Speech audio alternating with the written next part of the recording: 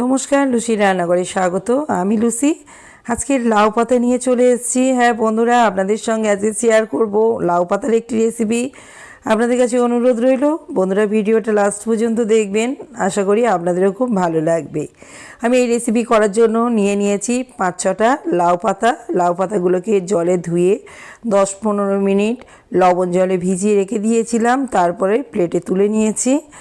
এখন নিয়ে নিচ্ছি একটা মিক্সার জারের মধ্যে নিয়ে নিচ্ছি কিছু নারকেলের টুকরো, নিয়ে নিচ্ছি 2 চামচ পোস্ত, আর নিয়ে নেব 2 চামচ কালো সরিষা, সঙ্গে দিয়ে দেব 4-5টা কাঁচা লঙ্কা আর পরিমাণ মতো লবণ। আমি এই মিক্সার জারের মধ্যে দিয়ে দিচ্ছি।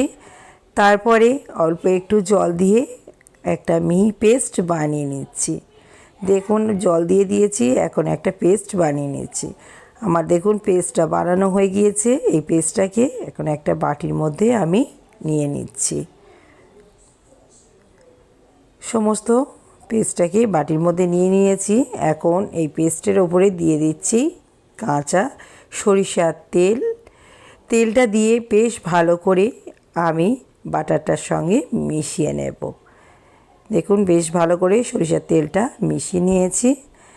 এবারে একটা একটা করে পাতা নেব, আর পাতার মধ্যে এই পেস্ট অল্প অল্প করে দেব। দেখুন ঠিক পাতাটা এইভাবে আমি ধরেছি। এখন অল্প একটু এই সরিষা, নারকেল আর পোস্তর বাটাটা দিয়ে দিলাম।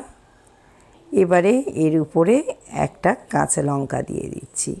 কাঁচা লঙ্কাটা যদি মনে হয় খাওয়ার সময় তাহলে মিশিয়ে নিয়ে খেতে পারেন, নাহলে বাদ দিয়ে দিতে পারেন, যেহেতু কাঁচা লঙ্কা দিয়েই পেস্টটা বানানো হয়েছিল।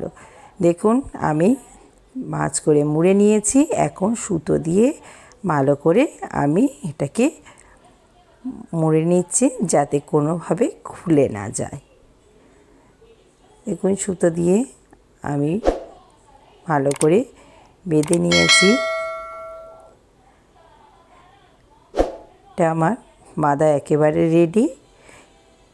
দেখুন কত সুন্দর দেখতে হয়েছে। ঠিক এইভাবে আমি সব কটা পাতায় রেডি করে নেব। বন্ধুরা, আজকের এই রেসিপি আপনাদের কেমন লাগলো তা কমেন্টের মাধ্যমে জানাবেন।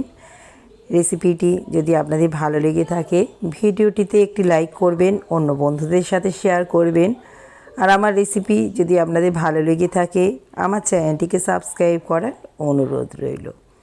দেখুন একইভাবে আরও একটা পাতা আমি রেডি করে নিয়েছি। আমি আপনাদেরকে 2টো পাতা এইভাবে রেডি করে দেখিয়ে দিলাম। এইভাবেই আমি আরও বাকি যে কটা পাতা আছে একইভাবে রেডি করে নেব। দেখুন আমি সব কটা পাতা রেডি করে নিয়েছি। আমি এখানে 5টা পাতা রেডি করে নিয়েছি। এবার গ্যাসেতে একটা তাওয়া বসিয়ে দিচ্ছি। তাওয়াটা গরম হয়ে গিয়েছে। এখন নিয়ে নিচ্ছি তেল। এই ভাজার জন্য আপনারা সর্ষের তেলও ব্যবহার করতে পারেন, আবার সাদা তেলও ব্যবহার করতে পারেন। আমি এখানে অলিভ অয়েল দিয়েছি। এবারে একটা একটা করে পাতা আমি তাওয়ার মধ্যে বসিয়ে দিচ্ছি। আমি একসঙ্গে সব কটা ভেজে নেব, ওই জন্যে তাওয়া ব্যবহার করছি। আপনারা চাইলে কড়াতেও ভেজে নিতে পারেন একটা দুটো করে। দেখুন আমি সব কটা পাতায় এভাবে সাজিয়ে দিয়ে দিয়েছি।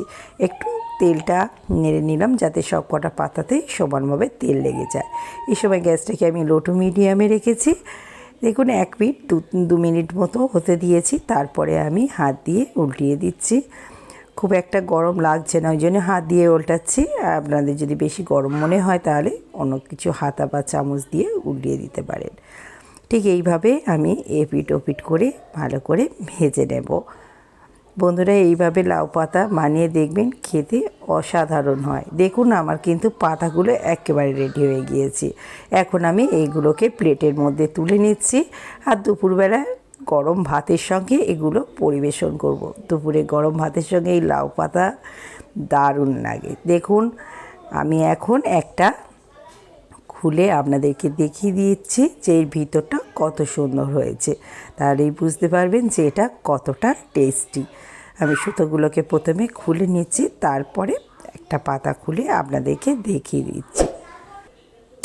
বন্ধুরা আপনারাও তাহলে বাড়িতে একবার হলেও ট্রাই করে দেখবেন, আশা করি আপনাদেরও খুব ভালো লাগবে। দেখতেই পাচ্ছেন ভিতরে মশলাটা কত সুন্দর রয়েছে, আর পাতাটাও বেশ পোড়া পোড়া মতো হয়েছে। গরম ভাতের সঙ্গে মাখিয়ে খেতে দারুণ লাগবে।